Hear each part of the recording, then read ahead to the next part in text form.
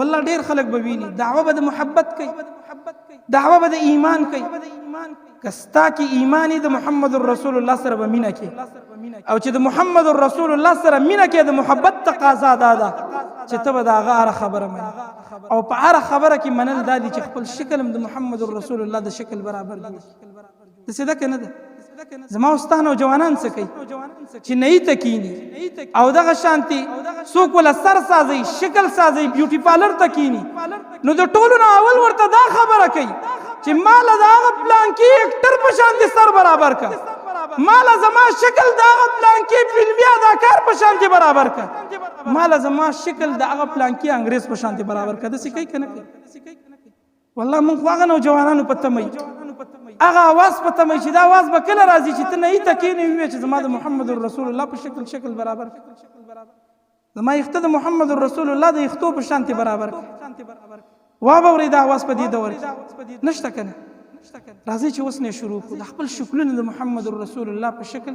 هغه برابر د کم خوږ نبی د شکل تذکری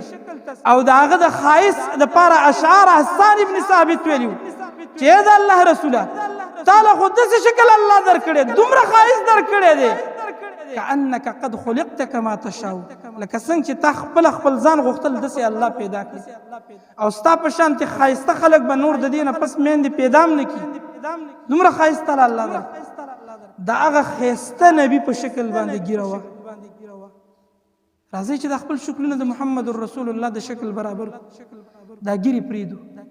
دا خبرې به زما په تاسو باندې خو بدې نه لګي کنه، قسم په الله که ستاسو په دې ګیرې پرېښوستو باندې یا په کټ کولو ماته څه ضرر رارسي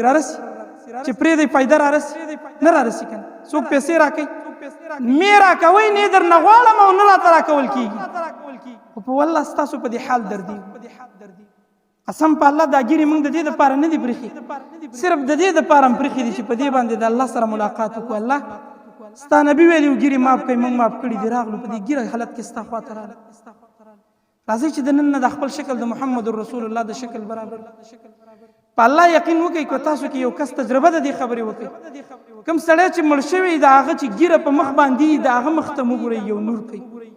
او کوم چې مړ شي او ګیره په مخ نه د هغه مخ ته وګورئ.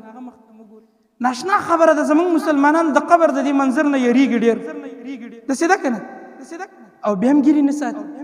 په دې قبر کې خو یو تپوس د محمد رسول الله کېږي، من نبیک نبی دې څوک دی؟ ما تقول فی هذا الرجل الذي بعث فيكم، دا هغه سړي مبارک څه وایي چې الله تاسو ته رالیږلي چې ګیره دې خریلي ملایک چې دا تپوس کوي حیران وي چې ته به ماته د دې نبي سیرت څه بیان کړي، د ده څه تعارف به راته وکړي، ګیره دې په مخ نشته،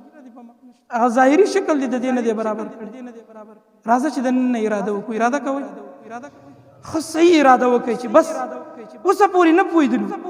نن به زه د محمد رسول الله سنت پرېږدم، زه چې د دې جومات نه وځم زما به دا اراده وي چې د نن نه پس به زه حجام ته نه کښېنم، دا خبره به نه کوم چې زما ګیره وخریم، زه به حجام ته ویم چې زما شکل د محمد رسول الله د شکل برابر، ځکه زه مؤمن یم او ایمان سره لازم دا خبره ده چې د محمد رسول الله سره به محبت کړي، او د محمد رسول الله د محبت تقاضا دا ده چې موږ د هغه خبره ومنو. الله رب العالمین نه دعا ده چې الله دې موږ ته توفیق راکړي چې د محمد رسول الله سنت په خپل ژوندۍ کې عام، الله دې توفیق راکړي چې موږ د خپل خوږ نبی سره محبت پیدا کړو. یا الله ته زموږ زړونه د محمد رسول الله د محبت نه ډک، الله ته توفیق راکړه چې موږ خپل مړي ژوندي خادي منځونه عبادتونه معاملات ټول د محمد رسول الله د طریقو موافق. اقول قولي هذا واستغفر الله لي ولكم ولسائر المسلمين فاستغفروه انه هو الغفور الرحيم.